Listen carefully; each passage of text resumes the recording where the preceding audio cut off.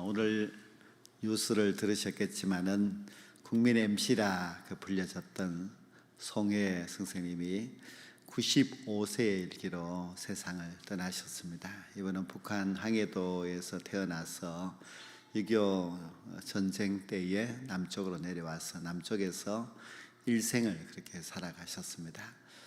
95세의 나이에 또 음악 프로그램 진행자로서 기네스북에 등재가 되는 그런 영광도 얼마 전에 그렇게 가지게 되었습니다. 오래전입니다마는 이 현대그룹 회장 정주영 씨가 송해 씨를 보고 진짜 부자가 왔다 그렇게 표현을 했습니다. 그 말을 듣고 이제 송해 씨가 진짜 부자는 자기면서 자기를 보고 부자라고 말하는 것에 좀 약간 화가 났었는데요. 설명을 해주는데 진짜 부자는 더 많은 사람들을 아는 사람이 진짜 부자라 그렇게 해서 그 말에 기분이 좋았다고 했습니다. 전국 팔도를 다니면서 이 전국 노래자랑을 진행하면서 참 많은 사람들을 만나고 또 많은 사람들에게 참 좋은 영향력을 주었던 그런 사람이었습니다. 95세가 굉장히 긴 인생이었기 때문에 참 많은 그 어려움도 있었고 했지만은 그래도 이제 인생을 마치고 떠났을 때에 많은 사람들이 그분의 인생에 대해서 칭찬하는 그런 글들을 보게 되었습니다. 정말 그분은 일생을 후회 없이 잘 살았을까? 본인에게 물어보면 본인은 무엇이라고 대답할지 잘 알 수가 없습니다만은 모든 사람들이 다 일생을 살아가는데 그 일생이 후회 없는 인생인가 아니면 후회스러운 인생인가 하는 것은 이제 본인이 어쩌면 가장 잘 알 수도 있겠습니다. 이 오늘 말씀에 나오는 이 디모데후서를 기록한 바울 사도는 자기 인생을 평가하기를 나는 후회 없이 그렇게 살아왔다 하는 것을 고백합니다. 바울은 결혼을 하지를 못했습니다. 그래서 혼자 일생을 살았고요. 물론 선교사로 다녔기 때문에 무슨 어떤 자기 집에 있거나 또 자기의 어떤 권위가 있거나 이런 것도 이제 없습니다. 결혼을 안 했으니까 당연히 이제 또 자녀도 없고 그런 상황이었습니다. 인간적으로 보면은 굉장히 좀 불쌍하다, 참 슬픈 인생이다 그렇게 말할 수 있겠지만은 그러나 바울은 자기가 결혼하지 않은 것, 자녀가 없고 어떤 명예도 권력도 아무것도 없는 것에 대하여서 거기에 아쉽다 그런 생각을 전혀 하지 않았습니다. 나는 달려갈 길을 마치고 또 믿음을 지켰는데 이제 후로는 나를 위하여서 의의 면류관이 예비되어 있다 그렇게 고백을 하면서 그의 인생의 마지막을 이제 정리하는 것을 볼 때에 바울은 스스로 자기 인생을 후회스럽지 않게 잘 살아왔다고 고백하는 그런 사람이라는 것을 잘 알 수가 있습니다. 신앙생활을 하는 우리들은 바울을 보면서 부럽다는 생각을 합니다. 우리가 이제 신앙을 가졌기 때문에 어떤 세상적인 가치 판단으로 본다면은 뭐가 저렇게 잘 살았다고 말할 수 있는가 할 수 있겠지만은 그러나 신앙의 눈으로 본다면은 바울과 같이 하나님의 일에 최선을 다하고 또 정말 떳떳하게 그렇게 살아오고 마지막까지 멈출 줄 모르고 끝까지 충성한 그런 사람이었기 때문에 참 부러운 신앙인이다, 부러운 신앙의 선배라 그렇게 말할 수가 있습니다. 우리나라의 초대 이화여대 총장이었던 김환란 박사는 자기가 죽음에 이르렀을 때 유언을 합니다. 내 인생 그래도 나는 잘 살았는데 내가 죽었을 때에 장송곡을 부르지 말고 승전가를 불러라, 그렇게 이제 유언을 했습니다. 정말 그의 장례식에는 장송곡을 부르지 아니하고 그 핸델의 메시아가 울려 퍼지는 가운데서 장례식이 진행이 되었습니다. 김알람 박사는 자기 스스로 생각할 때에 내가 정말 최선을 다해서 잘 살았고, 또 뭐 나는 이렇게 열심히 또 많은 일들을 하고 했기 때문에, 또 신앙인이기 때문에 그가 이제 하나님 앞에 또 사람들 앞에서 나는 열심히 살았으니까 뭐 그걸 하늘나라 가는데 그렇게 슬퍼할 필요가 뭐가 있느냐 하는 그런 이야기입니다. 그때 이제 모든 신문에 그 기사가 나오면서 그것을 보고 사람들이 인생은 저렇게 살아야 되는구나 하는 것을 느꼈다고 합니다. 그 사람들에게 인생이 무엇인가, 인생을 살려면은 어떻게 살아야 되는가 하는 것을 한 번쯤 그렇게 고민하게 하는 그런 사건이 바로 김알람 박사의 장례식이었습니다. 어떤 시인이 이런 말을 했습니다. 인생은 나이가 아니라 행동으로 살아야 하고, 호흡이 아니라 생각으로 살아야 하고, 숫자 계산이 아니라 느낌 속에 살아야 한다 했습니다. 저는 이 글을 읽으면서 좀 이렇게 깊이 생각할 수 있는 그런 말이고요, 또 정말 좋은 말이구나 하는 것을 이제 느꼈습니다. 먼저 인생은 나이가 아니다. 우리가 이제 뭐 나이를 자랑하고 나이로서 큰 소리 치고 이렇게 하지만은 나이가 인생의 자랑은 아니다. 무엇인가? 행동이 결국은 자기의 인생의 자랑이라는 뜻이죠.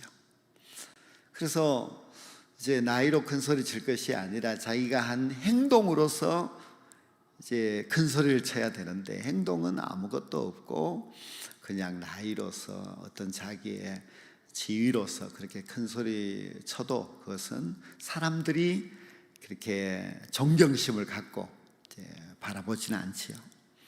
또 두 번째로는 이제 호흡이 아니라 생각으로 살아야 하고, 숫자 계산이 아니라 느낌으로 살아야 된다.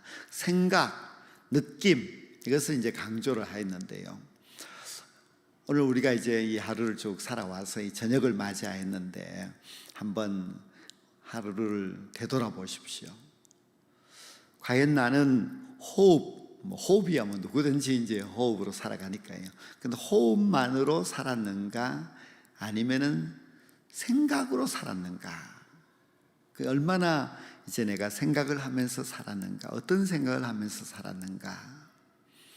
그리고 숫자 계산이 아니라 느낌이다. 우리는 너무 이제 이 숫자에 밟고 또 계산적이고 이기적이고 막 그런 시간들을 많이 보내왔지요. 그러나 이 느낌이라고 하는 것은 무엇을 보더라도 이제 우리가 느끼는 것이 있잖아요. 사람들을 볼 때도 우리가 거기에 대한 감사함을, 그리고 또 어떤 이제 기사를 보거나 자연을 보거나 이렇게 할 때도 느낌이 있게 살아왔는지, 아니면 느낌도 없이 그냥 숫자만 생각하면서 살아왔는지 하는 그런 질문입니다. 우리가 하루를 살아가면서 의로운 생각과 또 의로운 느낌으로 살아간다면은 우리의 인생이 훨씬 더 이제 가치 있는 인생이 될 수가 있습니다. 오늘 이제 설교 제목이 후회하지 않도록 그렇게 되어 있는데, 후회하지 않는 그런 삶을 살아가기 위해서는 몇 가지 좀 생각할 그런 점들이 있습니다. 첫째, 우리가 후회하지 않는 그런 인생을 살아가기 위하여서는 주어진 기회를 선용해야만 합니다. 바울 사도도 에베소 5장 16절에 세월을 아끼라, 때가 악하니라 하였습니다. 세월이라고 하는 그런 기회를 이제 우리에게 주었습니다. 근데 그 세월이라고 하는 것은 가만히 있지를 않고 그냥 막 지나갑니다. 그래서 세월은 빠르게 지나가는데, 그 빠르게 지나가 버리는 그 세월을 어떻게 선용하느냐, 이것이 참 우리에게는 중요한 과제입니다. 그래야만 우리가 후회하지 않는 인생을 살아갈 수가 있습니다. 우리가 좀 젊은 날에는 이렇게 생각했습니다. 아직 오늘 못해도 내일 하면 되겠지. 지금 좀 놀고 하여도 나중에 더 열심히 하면 되겠지. 그렇게 시간을 자꾸 흘러보내면서 살아왔는데요, 나이가 점점 들면은 그런 마음이 이제 사라져 버립니다. 오늘 못하면 내일 하겠지, 그런 생각이 들지 않고 이거 빨리 해야 되는데 하는 그런 조급한 마음이 생기면서 더 이제 인생에 대하여서 긴장을 하게 되죠. 젊었을 때 긴장하지 않던 것이 나이가 들면은 조급한 마음, 긴장하는 마음이 생기면서 이렇게 헛되게 살다가 허무하게 인생이 끝나버린 것이 아닌가 하고 그렇게 생각을 합니다. 우리 교회는 장로님들이 이제 대체적으로 좀 이제 연세가 많아지셨어요. 그래서 더더욱 이제 이런 생각을 많이 하게 될 것인데요, 세월을 아끼라 하는 것은 선용하라는 그런 뜻인데, 우리 장로님들이 교회를 위하여서 생각할 때에 기회를 선용할 수 있어야만 합니다. 우리 장로님들이 그냥 그냥 원래 또 지나가지 이렇게 하다가 보면은 금방 이제 10년이라는 세월이 지나가 버리고 말지요. 지금 어쩌면 우리에게는 너무나 중요한 그런 시간들이고, 이 중요한 시간에 이 교회를 책임지고 이 교회에 가야 할 방향을 끌고 가야 하는 것이 이제 당회인데요, 이 당회가 그냥 좀 생각 없이 계획 없이 또 보지 못하고 비전을 보지 못하고 그렇게 가다가 보면은 금방 세월이 지나가 버립니다. 1년, 2년, 3년, 우리가 이 코로나 시대도 가만히 되돌아보면은 벌써 2년 반이 지나갔는데요, 금방 지나가 버렸습니다. 하루하루는 좀 진행했는 것 같아도 지금 와서 돌아보니까 벌써 2년 반이 지나간 거야 할 정도로 참 빨리 지나갑니다. 그런데 교회에 지금 중요한 이 시점에서 우리 당회 장로님들이 기회를 선용하지 못하게 된다면은 이제 금방 세월이 지나가게 되고, 지나가고 난 이후에 우리가 너무 생각을 못했다, 우리가 그때 좀 더 계획을 세우고 잘했으면은 더 좋은 교회가 되지 않았겠는가, 그런 생각을 할 수가 있기 때문에 주어진 기회를 선용하는 것이 바로 후회하지 않는 인생을 사는 방법입니다. 둘째는 주어진 건강을 선용해야만 합니다. 이 사람의 가치는 좀 건강에 많이 달려 있습니다. 우리가 아무리 이제 몸이 뚱뚱하다 하더라도 건강하지 않으면 그 뚱뚱함이 아무 가치가 없습니다. 또 우리가 성형수술을 한다든지 해서 많은 돈을 들여서 몸을 예쁘게 하였다 할지라도 건강하지 않으면 가치가 떨어집니다. 그래서 건강은 참 중요한 우리 인생의 가치인데요, 이제 몸을 가지고서 건강만 하면은 가치 있는 인생이냐, 그렇지 않습니다. 우리가 이 몸은 가치 있는 일을 해야만 가치가 있습니다. 어떤 사람이 참 건강한데요, 평생 동안 일을 하지 않아요. 그래서 뭔가 해놓은 것이 없어요. 그리고 시간이 흘러가서 벌써 나이가 많이 들었습니다. 그럼 건강이 가치 있는 인생이 된 거냐? 아닙니다.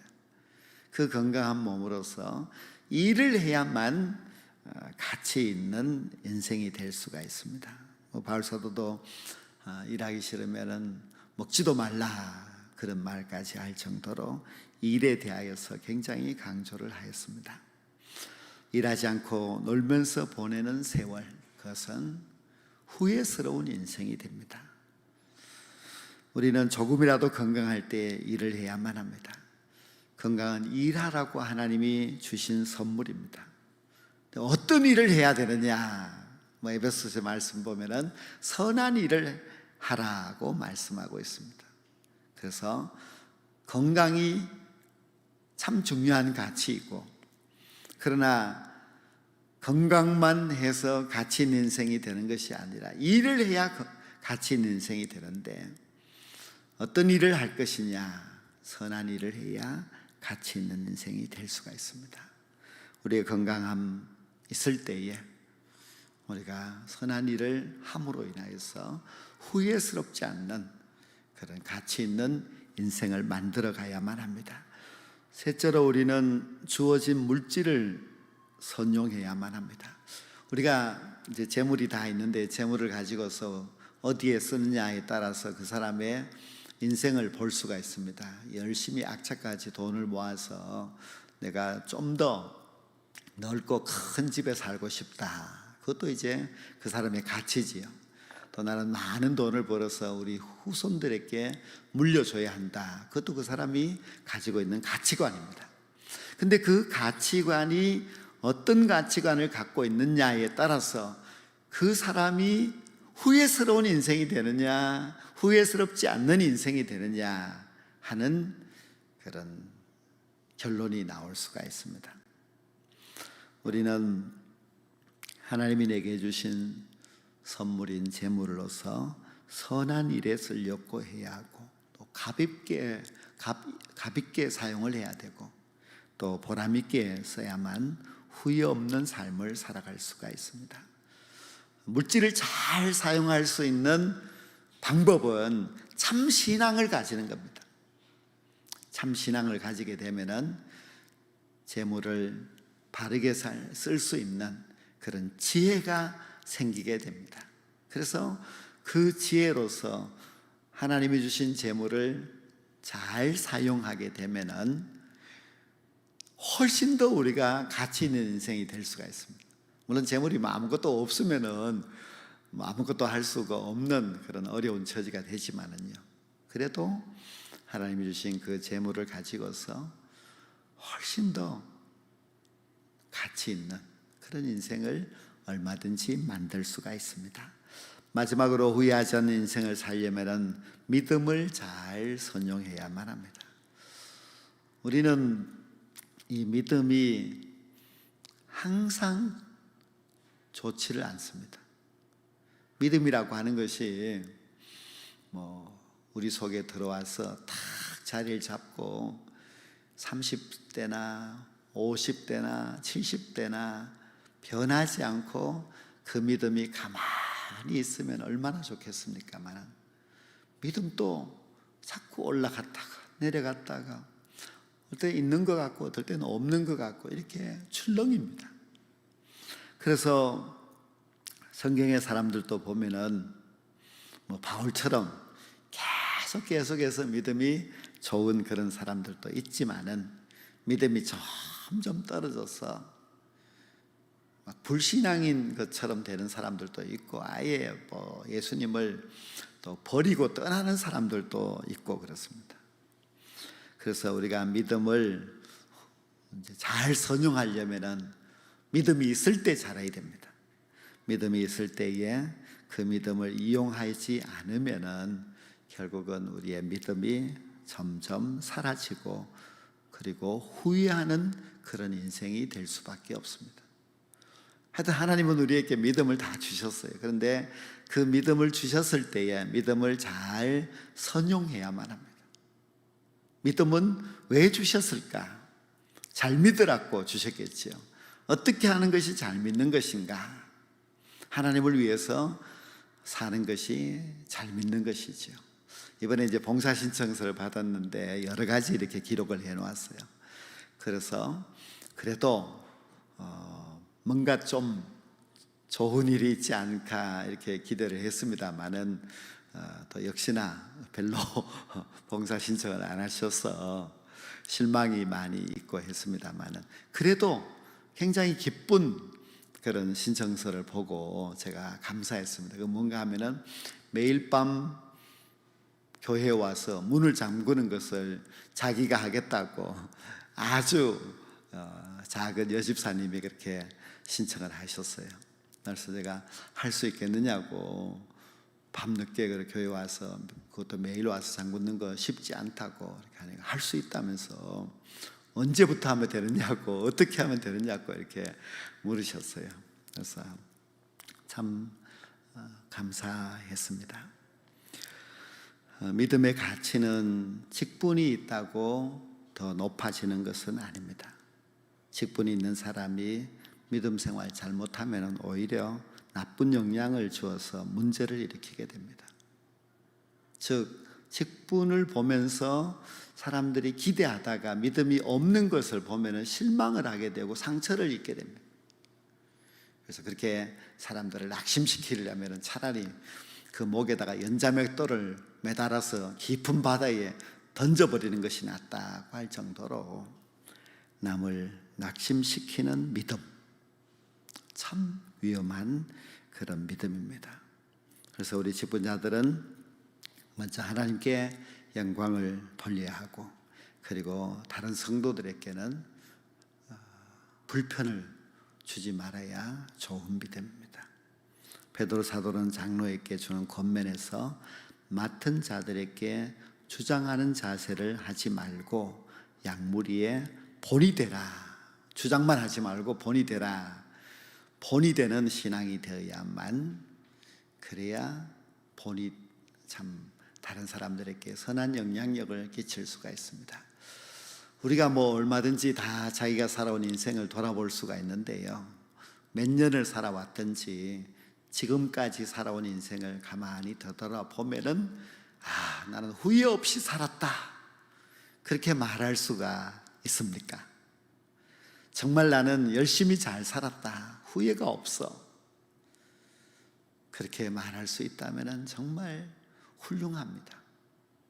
그러나 지금 벌써 아마 40년, 50년, 60년 살았는데 정말 후회스러워, 한번 다시 산다면 잘할 수 있는데, 그렇게 생각한다면 지금까지 후회스럽게 잘 못 살았다 하는 그런 뜻입니다. 우리는 인생이라고 하는 것은 또 지우고 다시 쓰고 그렇게 할 수가 없는 것이 인생인데요, 하루하루가 결국 나의 역사가 되는데, 이 하루가 그냥 헛되이 살아가 버리고 말면은 그것이 이제 쌓여서 후회스러운 그런 인생이 되고 맙니다. 그래서 우리는 하루하루를 잘 살아야 하고, 그리고 우리의 인생 한 번밖에 없는데, 다시 살 수 없는데 후회스럽지 않는 그런 인생을 살아야만 합니다. 바울사도와 같이 나는 선한 싸움을 싸우고 달려갈 길을 마치고 믿음을 지켰으니 그러므로 이제부로는 나를 위하여 의의 면류관이 예비되었다고 고백할 수 있는 그런 후회스럽지 않는 멋진 인생을 저와 여러분 모두가 함께 지금부터라도 잘 살아갈 수 있게 되기를 주님의 이름으로 간절히 축원합니다.